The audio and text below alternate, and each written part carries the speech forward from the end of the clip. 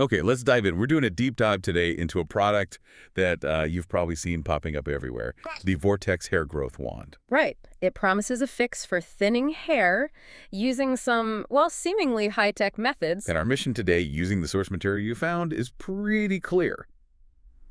Figure out if this is a real breakthrough or just, clever marketing. Exactly. The core claim sounds appealing, doesn't it? Use it 8 minutes a day. Yeah. And these high-frequency pulses plus UV light, they supposedly wake up dormant hair follicles, boost circulation, and make your scalp healthier. Thicker hair is the promise. So why would that even work? Like, what's the science supposed to be? Well, the theory isn't pulled out of thin air entirely. High-frequency tools have been used in aesthetics, the idea being they create microcurrents, maybe boost blood flow. Some even generate ozone for, like, scalp cleaning. And UV light, in certain contexts, can target scalp conditions. Okay, so there's some bases. Some potential basis, yes. But here's the immediate problem we hit with the source material. The evidence gap for this specific wand.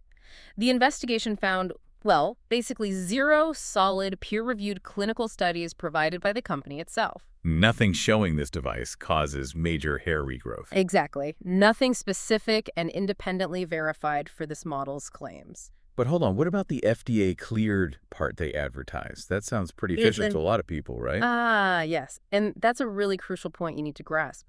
FDA cleared usually comes from a process called 510K.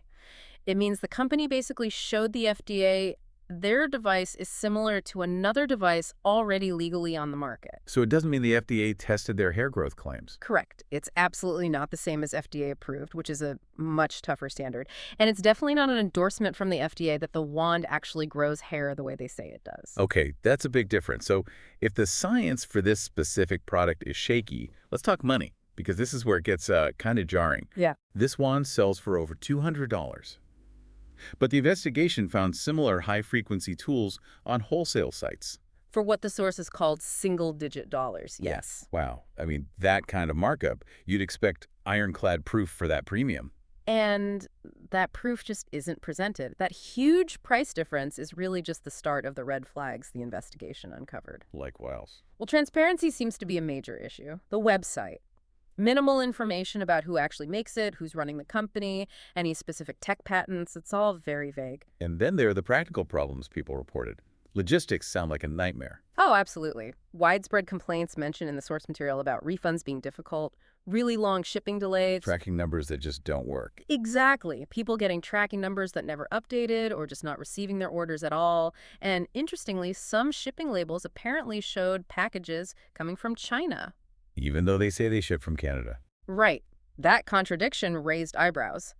And customer service access seems limited based on third-party reviews complaining about getting help with these issues. Okay, so operational issues galore. What about the marketing itself? That lack of transparency kind of bleeds into the advertising, too. The source material pointed out that their online ads and posts were often flooded with these, like, super generic positive comments. Like, I'll definitely try this, sort of. Exactly, that kind of vibe. And often from accounts that seemed brand new or had no other activity, which, makes you wonder. Makes you wonder if they're real users. Okay. And they throw in free gifts too, right? Like attachments or a serum? They do. But again, users reported those often arrive super late, weeks after the wand, or sometimes... Not at all. Or not at all, yeah. That was actually a detail that made the original investigators' bullshit detector go nuclear, as they put it. Huh. Okay. I can see why. Yeah. But look, let's be fair. Hair loss is really sensitive, right? Right. It's emotional. So if someone spends $200, uses this thing, and feels like their hair is better, does the lack of hard clinical data actually matter to them? That's a fair question, but it matters because of attribution. It's hard to know what caused the change. Explain that. Well, the investigation did note some positive feedback. Some users reported feeling their hair was thicker or maybe shedding less after using it for, say, 8 or 10 weeks. Okay, so some people are happy. Some are. But here's the catch. Those same positive reviewers were often doing other things at the same time, using prescription serums like minoxidil, changing their diet, maybe taking supplements. So you can't say for sure it was the wand that did it. Precisely. There's no clear cause and effect established just from those anecdotes when other proven treatments are in the mix. Got it. So wrapping this up, what's the final verdict from the investigation? pretty clear, really. Until this company comes forward with solid, independent clinical evidence showing their wand causes the hair growth they claim, you should treat it as a high-risk gamble, not a sure thing. Too many red flags. The price, the lack of transparency, the shipping issues, the missing robust evidence, it all adds up. So for anyone listening who's considering tools like this, what's the advice? Keep expectations realistic. If you do see results from stimulation tools in general, it's likely to be slow, gradual improvement, not a sudden full head of hair. And maybe don't ditch the basics. Absolutely not.